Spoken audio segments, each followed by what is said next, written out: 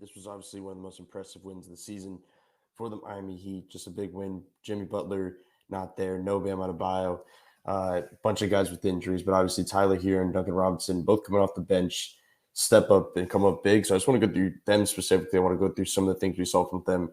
And starting out, when you're talking about two guys that are coming off the bench together, they have to generally play well together to perform in that way. And they found ways. And I think the biggest thing about it is if you shoot the ball at that type of level, it doesn't matter what two defenders you have out on the floor, what kind of combo you have out there. If you're shooting the ball like that, you can find a way.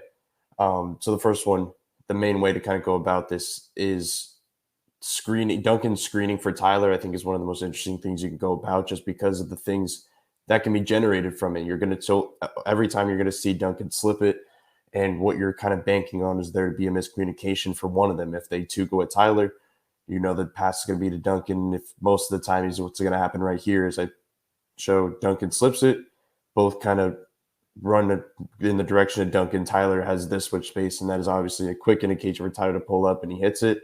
That's big time for an offense that just has limited guys, and you have to utilize 10-day contract and stuff. It's big time when you can take advantage of miscommunications against one of the best teams, or probably the best team in the NBA. Another one, speaking of Tyler, Spoelstra talked about this best part of best pass of Herro's season. It's probably the best pass of Herro's career in a lot of ways because this is just an incredible read, but it's even better pass, just physically being able to make this pass. He goes right here, he goes to his right, towards the end of the half, he stops. There's 5 seconds left in the shot clock. You're going to see Jay Crowder edge over, and right then, as I go back one more time and watch here, right then makes left-handed skip pass over the top to the Duncan Robinson corner three, and he hits it. That is just an incredible read to make, but it's also an incredible just physical pass to just be able to throw that with your left hand across the court perfectly into the hands of your shooter. The last one, as we're going to see right here, this is just phenomenal spacing. Obviously, one more time, when you're shooting the ball like they did in this game, you're going to have phenomenal spacing. But right here, this is why things were working as they space out. It's a high pick and roll between Herro and Omer. And this is all you need for Herro to do. You need to force 2-on-1s, and this is as much of a 2-on-1 as you'll possibly get because you have Duncan on the strong side. His defender's not going to edge down whatsoever. Even if Omer has a perfect tag, he'll probably even think twice and he'll be late on it. So as it goes right here, it's a 2-on-1. He doesn't edge down. He almost doesn't even look that way. He turns his body because he was worried about a Duncan kick out. He goes right here as I could have more time. Herro makes a decision as the defender steps back and he gets an easy floater. That's just Tyler Herro making smart reads.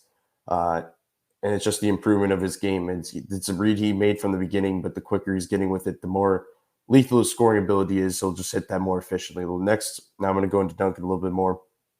As we're going to see right here, we can talk about the shooting all day. I could show the shooting. A lot of it was just catch and shoot, just firing over the top. But this stuff is just so intriguing because as we see right here, an empty corner, 3 guys on the strong side. They've been basically, or 3 guys on the weak side. They've been kind of packing guys on that side a lot lately in the non-Jimmy, non-Bam lineups whenever they're not playing because they're just trying to space it out and you have more shooters on the floor, so it makes it more difficult. We see right here, Duncan, just one pump fake gets by him, and it's just an easy drive, but also a left-handed layup to go up like that. It's a different version of Duncan Robinson. As much as I talk about it, when Duncan Robinson's making threes, he is just a completely different player because his inside game opens up, and you see the things that he worked on in the offseason. You see the things he's grown with. But obviously, when the three's not falling, that's all we're going to talk about. The next one, you're going to see him miss this first 3, and there's a couple things I want to talk about here. For one, if you ever see Duncan Robinson miss a 3 and he can get a second chance, I would 100% bet on him making the second one because as we see right here, usually the defender throws himself like Bridges just did, and he's basically out of the play. Now the second time around, he's going to have to throw himself again, and it's going to be an easy shot for Duncan Robinson. Secondly, the more important part about this is we always talk about I always bring up drop killers, and we talk about Kyle Lowry being able to dissect the mid-range in a pretty Phoenix Suns type way. Tyler Herro is able to do it at a high level. But Duncan Robinson is an underrated drop killer, and I think we're going to see that in a playoff series if they ever face a drop coverage team.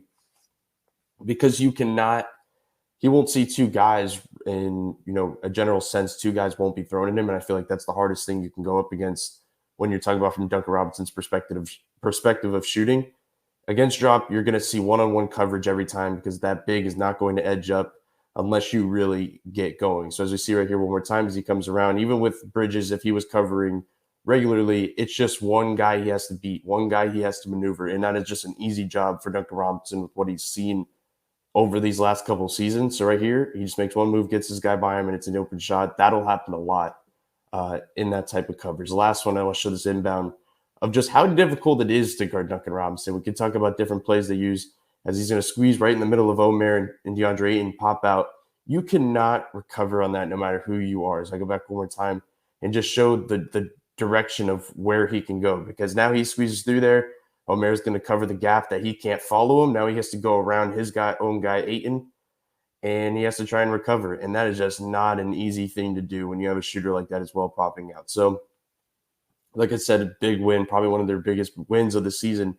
But just trying to see what they do with lineup-wise, but also no matter what they do, just getting this production from Duncan Robinson, but more importantly, just shooting overall. Because when you look about building a team around Jimmy Butler and Bam Adebayo as your best two players, shooting, and when you have a bunch of role players that can shoot like this and they're playing at this level, it's scary heading into late season, into the postseason.